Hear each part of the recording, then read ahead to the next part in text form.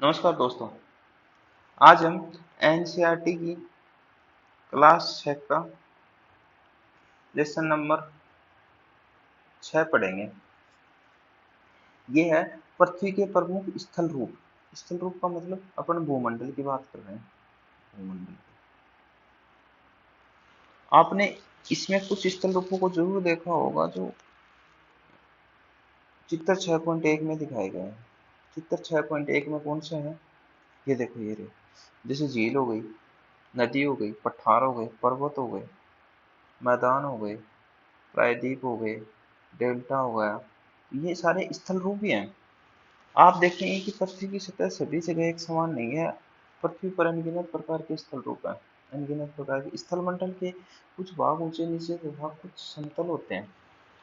ये स्थल मंडल दो प्रक्रियाओं के परिणाम स्वरूप बनते हैं। दो प्रक्रियाओं। आपको यह जानकर आश्चर्य होगा कि मैदान जिस पर आप खड़े हैं उसमें धीरे धीरे गति हो रही है।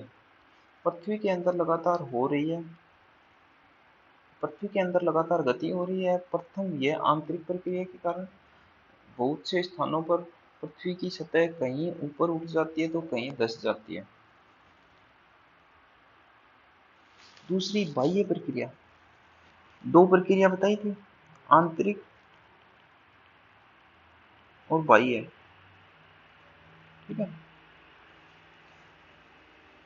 स्थल लगातार बनने एवं टूटने की प्रक्रिया है। पृथ्वी की सतह के टूटकर घिस जाने को अपरदन कहते हैं। पृथ्वी की सतह के घुटनों अपरदन की क्रिया के द्वारा सतह नीचे हो जाती है, जिसे निक्षेपण कहते हैं। एक तो अपरदन और एक निक्षेपण। इसमें डेफिनेशंस आएंगी, कंटेंट बेस्ड काम कम ही आएगा। लेसन थोड़ा सा बोरिंग है, लेकिन इसमें क्वेश्चन भी कम ही बनते हैं। फिर भी देख लेते हैं। पृथ्वी की सतह टूटकर घिस जाने को कितना कहते हैं? जैसे कोई भी चट्टान है, चट्टान, ये हो गई चट्टान। अब ये थोड़ी थोड़ी घिसी, मतलब ये थोड़ी थोड़ी घिसती है। जैसे ये चट्टान हो गई। अब ये थोड़ी सी यहाँ से घिस गई, थोड़ी सी यहाँ से। इस चीज को फिर जो ये अलग हुआ, ये तो हुआ अपरदन। और ये जो खाली जगह है इसको बोलते हैं निक्षेपण। तथा निक्षेपण की प्रक्रिया में फिर से निर्माण होता है। और निक्षेपण, और ये जो खाली जगह है इसमें यहाँ पे फिर धूल मिट्टी आके भर जाती है। ये निक्षेपण है। और अपरदन, ये जिसको अलग कर दिया, जो ये अलग हो गई इससे, मूल अपने से। तो ये दो प्रक्रियाएं बहते हुए जल, वायु, बर्फ के द्वारा होती हैं। हम विभिन्न स्थल रूपों की ऊंचाई एवं ढाल के आधार पर पर्वतों, पठारों एवं मैदानों में वर्गीकृत कर सकते हैं। स्थल रूप हो गए। स्थल रूप क्या? जमीन के टुकड़े। तो जैसे पर्वत, ये पठार हो गया, ये मैदान हो गया, और ये सीधी ऊंचाई वाला पर्वत हो गया। पर्वत पृथ्वी की सतह की प्राकृतिक ऊंचाई है। पर्वत पृथ्वी की सतह की प्राकृतिक ऊंचाई है। पर्वत का शिखर छोटा तथा आधार चौड़ा होता है। यह आसपास के क्षेत्र से बहुत ऊंचा होता है। कुछ पहाड़ बादलों से भी ऊंचे होते हैं। जैसे जैसे आप ऊंचाई पर जाएंगे जलवायु ठंडी होती जाएगी। पर्वत, कुछ पर्वतों पर हमेशा जमी रहने वाली बर्फ की नदियां होती हैं, जिसे हिमानी कहा जाता है। हिम तो बर्फ को कहते हैं और इमानी बर्फ की नदियों को कहते हैं। ठीक है ना। यहाँ कुछ ऐसे ही पर्वत हैं जो समुद्र के भीतर हैं तथा जिन्हें आप नहीं देख सकते। कठोर जलवायु होने के कारण पर्वतीय क्षेत्रों में बहुत कम लोग निवास करते हैं। कठोर जलवायु से मतलब है ठंडी। ऊपर जो ऊपर जाते हैं तब ठंडी, और वैसे भी रहने के हिसाब से वहां का धरातल खड़ी ढाल वाला होता है तथा कृषियों की भूमि की कमी होती है। पर्वत एक रेखा के क्रम में भी व्यवस्थित हो सकते हैं, जिसे श्रृंखला कहते हैं। श्रृंखला, जैसे अरावली पर्वत श्रृंखला। अरावली, इसमें क्या होता है? ये छोटा पर्वत, फिर छोटा, फिर बड़ा, फिर छोटा, ऐसे ऐसे ऐसे एक ही जड़ के ऊपर कई बहुत से पर्वतीय तंत्र समानांतर श्रृंखलाओं के क्रम में होते हैं, जो सैकड़ों किमी में पैदल फैले होते हैं।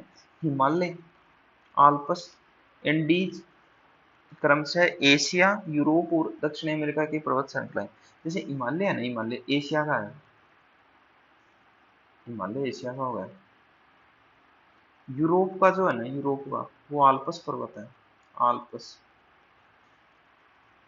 और जो एंडीज पर्वत है, एंडीज, वो दक्षिण अमेरिका का है। बहुत और वैसे लार्जेस्ट पर्वत श्रृंखला है। और रोकीज जो है ना, रोकीज, उत्तरी अमेरिका का है, जो कि अपन ने पिछले अध्याय में ही पढ़ा था। पर्वतों की ऊंचाई और आकार में भिन्नता होती है। पर्वत तीन प्रकार के होते हैं, वलित्र, बंसोड़ और ज्वालामुखी पर्वत। अब पर्वतों के प्रकार लिख लो पहले, तो पर्वतों के प्रकार होते हैं तीन, तो वलित्र, एक बंसोड़ और एक तीसरा ज्वालामुखी पर्वत। अब इनकी डेफिनेशन देख लेते हैं। हिमालय तथा आल्प्स वलित पर्वत हैं। हिमालय तथा जिनकी सतह ऊबड़ खाबड़ तथा शिखर शंक्वाकार है। सतह ऊबड़ खाबड़ से मतलब है जैसे ये ऐसे ऐसे और फिर शंक्वाकार, फिर ऐसे ऐसे, इस तरह का।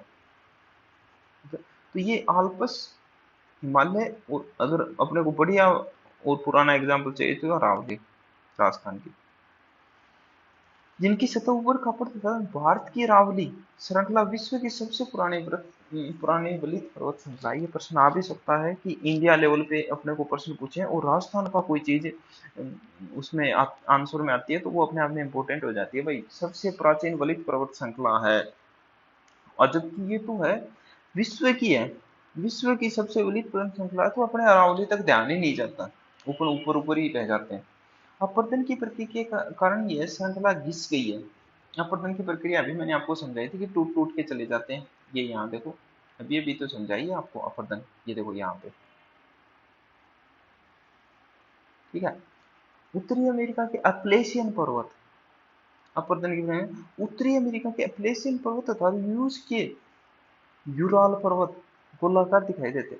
रूस है, रूस किसका भाग है, एशिया का।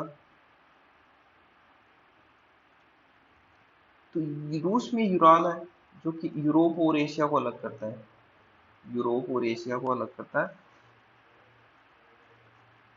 और अपलेशियन पर्वत है उत्तरी अमेरिका का। उत्तरी अमेरिका में एक और देख पढ़ा था अभी अभी रॉकीज की, उत्तरी अमेरिका अपलेशियन, अपलेशियन। और जो आल्पस है वो यूरोप का है, ऊंचाई कम है। ये बहुत पुराने वलित पर्वत है, ये बहुत पुराने वलित पर्वत है। वलित का एग्जाम्पल दिया आपने को, एक तो अपलेशियन है और एक यूराल है। और दो अपने को ऑलरेडी अपन ऊपर देख चुके हैं, कौन कौन सा, हिमालय और आल्पस, ये भी वलित है। इसके बाद में हिमालय जो एशिया के इंडिया में वो भी वलित है, और अरावली भी वलित है। जब एक जब बहुत बड़ा भाग टूट जाता है तथा ऊर्ध्वाधर रूप से विस्थापित हो जाता है तो इसको भंसों पर्वतों का निर्माण होता है। जैसे ये बहुत ऊंचा पर्वत है, अब ये पर्वत यहाँ से टूट गया और ये ही का यो आके यहाँ लग गया, तो ये तो अपर्दन की प्रक्रिया, निक्षेपण की प्रक्रिया तो वापस बन जाएगा। ये छोटा पर्वत तो इसको वंशोधर बोलते हैं, ठीक है। ऊपर उठे हुए खंड को, उत्खंड को तथा नीचे धसे हुए खंडों को द्रोणिका भ्रंश कहा जाता है। ऊपर उठे हुए उत्खंड हास्ट को उत्खंड, इसको तो बोलते हैं उत्खंड, तथा नीचे धसे हुए खंडों को द्रोणिका भ्रंश, इसको बोलते हैं द्रोणिका भ्रंश, ठीक है। यूरोप की राइन घाटी तथा वशिष्ठ पर्वत इसी तरह के पर्वत श्रृंखला के।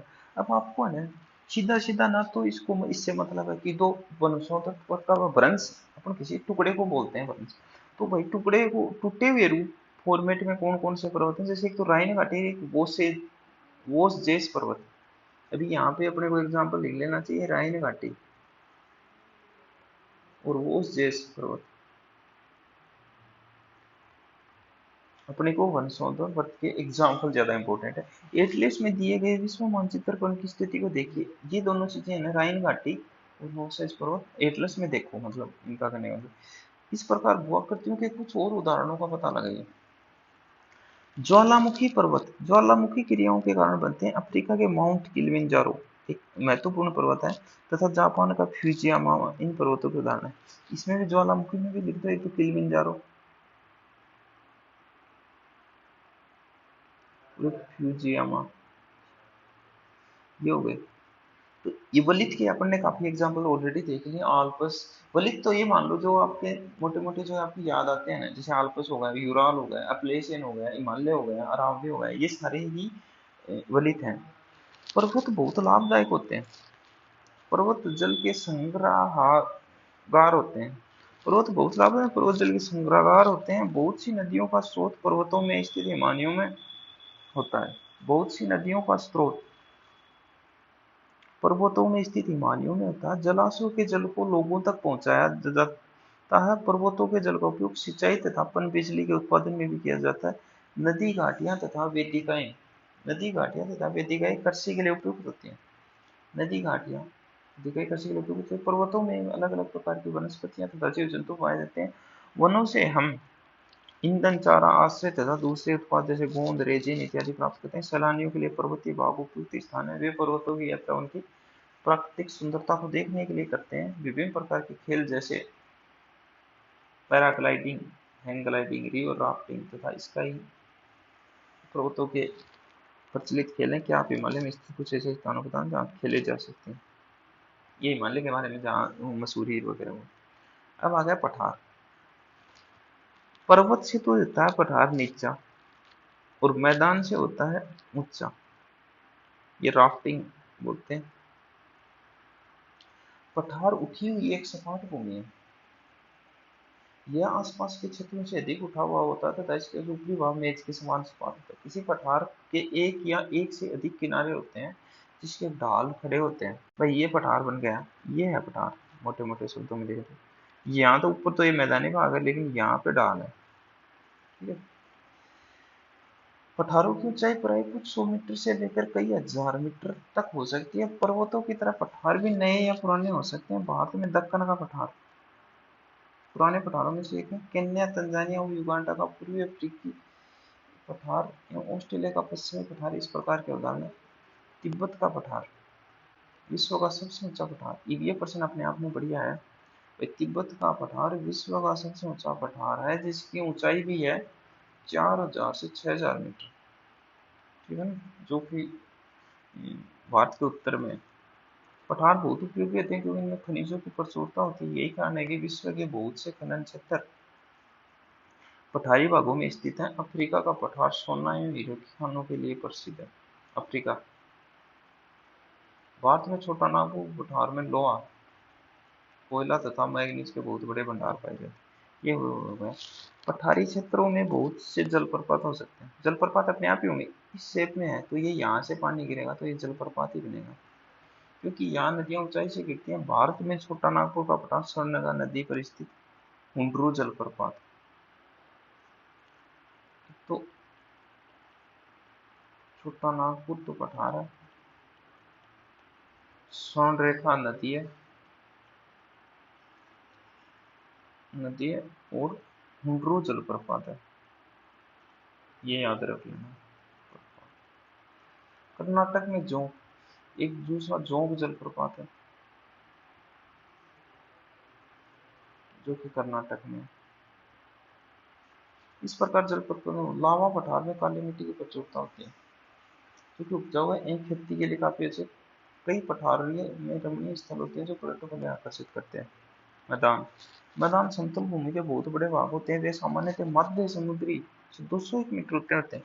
मध्य समुद्री तल मतलब समुद्री तल जीरो मान के इसे 200 मीटर से अधिक ऊंचे नहीं होते। कुछ मैदान काफी समतल होते हैं, कुछ ऊर्ध्व तथा तरंगित हो सकते हैं। अधिकांश मैदान नदियों तथा उनकी सहायक नदियों के द्वारा बने होते हैं। नदियां पर्वतों के ढालों पर नीचे की ओर बहती हैं तथा उन्हें अपवर्तित कर देती हैं। जैसे है ना पठारकर, इनका कॉन्सेप्ट सीधा सीधा ये पर्वत हो गया। पर्वत हो गया, पर्वत से जुड़ता हुआ ही पठार होता है। ये पठार हो गया, फिर ये मैदान हो गया और फिर ये समुद्र हो गया। अब ये जो है ना ये पठार, ये मैदान, इसकी ऊंचाई होता है 200 मीटर मैक्सिमम। इसकी ऊंचाई हो जाती है 2000 मीटर तक और इसकी ऊंचाई हो जाती है 7-8 हजार मीटर तक। ये हो गया। और ये समुद्र, वे अपवर्तित होते हैं इनके साथ साथ आगे की। अब जैसे पर्वत अपवर्तित होकर पठार में मिलता है, पठार अपवर्तित होता है कि यहाँ और यहाँ वाला गाद यहाँ चली जाती है। ठीक है। अपने साथ धोए गए जैसे पत्थर बालू से को घाटियों में विकसित कर देती है। इन्हीं निक्षेपों से मैदानों का निर्माण होता है। सामान्यतः मैदान बहुत अधिक ऊंचाई होते हैं। यहाँ परिवहन के साधनों का निर्माण करना आसान होता है, इसलिए ये मैदान विश्व के सबसे अधिक जनसंख्या वाले भाग होते हैं। नदियों के द्वारा बनाए गए कुछ बड़े मैदान एशिया तथा उत्तरी अमेरिका में पाए जाते हैं। एशिया में स्थित भारत में गंगा एवं ब्रह्मपुत्र का मैदान, चीन में यांग त्से नदी का मैदान इसके प्रमुख उदाहरण हैं। मैदानों के उदाहरण में एक तो नदियों का जो पार्ट है, नदी बहने के बाद में जो खाली जगह बचती है उसी को मैदान बोलते हैं। मैदान मनुष्य के रहने के लिए सबसे उपयोगी क्षेत्र, लेकिन यहाँ की जनसंख्या बहुत अधिक होती है, क्योंकि मकानों के बनाने के लिए, खेती के लिए तथा खेती के लिए यहाँ समतल भूमि की प्रचुरता होती है। उपजाऊ मिट्टी का नहीं, यह भाग खेती के लिए काफी उपयुक्त होता है। भारत में गंगा का मैदान देश में सबसे अधिक जनसंख्या वाला क्षेत्र है। स्थल रूप एवं लोग, स्थल रूपों की विभिन्नता के अनुरूप ही मानव विभिन्न प्रकार के जीवन यापन करते हैं। तो जिस तरह का इन मतलब स्थल की जैसे पर्वतीय क्षेत्र है तो उसमें अलग तरीके से रहना सहना होता है।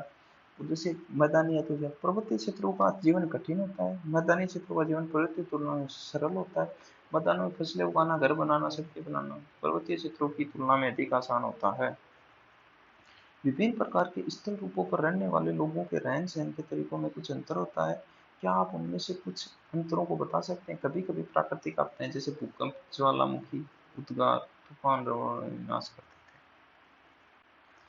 हैं। स्थल रूपों में रहने वाले लोगों के रहन सहन अलग होता है पर्वतीय वालों से। ऑटोमेटिक होता है, क्योंकि वहाँ एक तो परिवहन की समस्या रहती है पर्वतीय क्षेत्रों में, वो स्थल रूपों में परिवहन आसानी से हो जाता है। इसके अलावा पानी की भी समस्या रहती है। पर्वतीय क्षेत्रों में पानी एक ढलान में आता है, जबकि मैदानी क्षेत्र में पानी स्टोरेज के हिसाब से चलता है।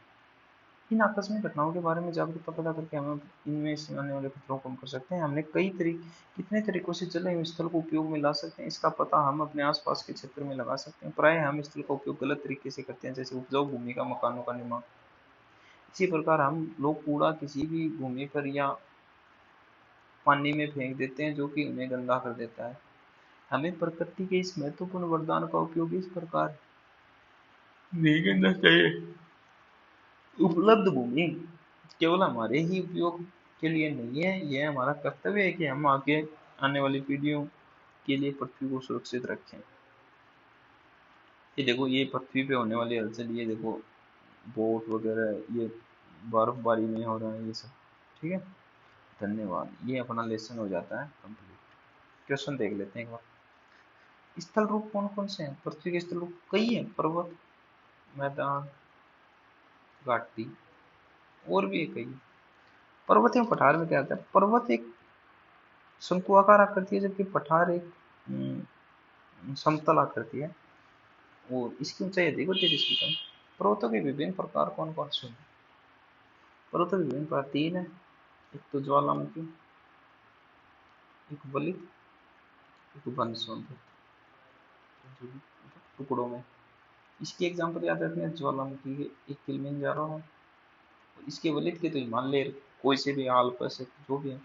मनुष्य के लिए पर्वत किस प्रकार उपयोगी हैं? औषधीय पौधे मिलते हैं पर्वतों में, और पानी वानी का ठीक वो सोर्स बन जाता है, नदियां को उद्गम होता है। मैदानों का निर्माण किस प्रकार होता है? जो अपर्दन के फलस्वरूप, पर्वतों और पठारों के अपर्दन के फलस्वरूप जो कूड़ा करकट आता है उनके जमाव से जो बनता है उसको मैदान कहते हैं। नदियों द्वारा निर्मित मैदान सघन जनसंख्या वाले होते हैं। क्यों? क्योंकि वहां आसानी से खेती प्लस रहने की सुविधाएं अच्छी हैं, इसलिए। पर्वतों में जनसंख्या कम होती है क्योंकि रहने सहने का तरीका मतलब इतना कंफर्टेबल नहीं है, इस वजह से। पर्वत पठारों से भिन्न होते हैं किस प्रकार? ऊंचाई के हिसाब से भी पर्वतों की ऊंचाई अधिक होती है और पठारों की ऊंचाई, ढाल तो दोनों में होता है, अभिमुखता भी दोनों से। हिमानी कहाँ पाई जाती है? पर्वतों में पाई जाती है, जमी हुई बर्फ की नदियां हिमानी बोलते हैं। दक्कन पठार कहाँ स्थित है?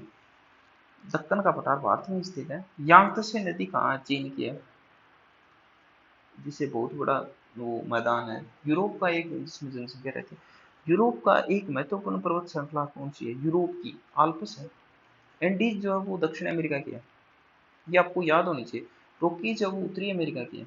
ये बातें तो कम से कम आपको याद होनी ही चाहिए। समतल भूमि वाले विस्तृत क्षेत्र को मैदान कहते हैं। हिमालय एवं आल्प्स वलित पर्वतों के उदाहरण है। पठारी क्षेत्रों में खनिजों की प्रचुरता होती है।